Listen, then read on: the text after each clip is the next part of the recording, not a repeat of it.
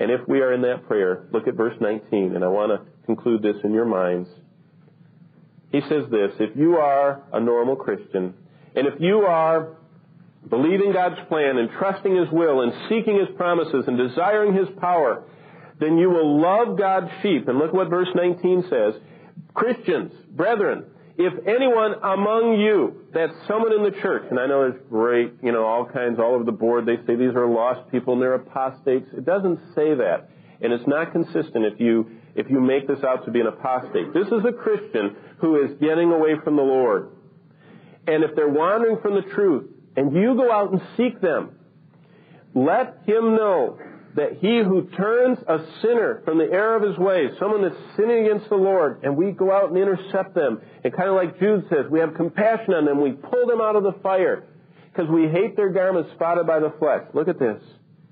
He will save a soul from death, because the Lord will chasten that person, make them weak and sick, and they'll die if they don't repent.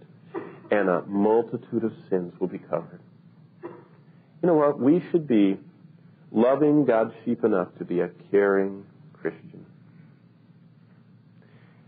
And this morning, you and I are called of God to know people well enough that we reach out to them. To know those around us in our fellowship, in our flocks, in our Bible studies, in our ministries. And you start seeing someone, and you start seeing that they're growing cold, and you start seeing they're slowly pulling back from the things of God, and they formerly were with you, and now they're backing off. Instead of writing them off and saying, there's so many, we're going to take someone else. Go after them.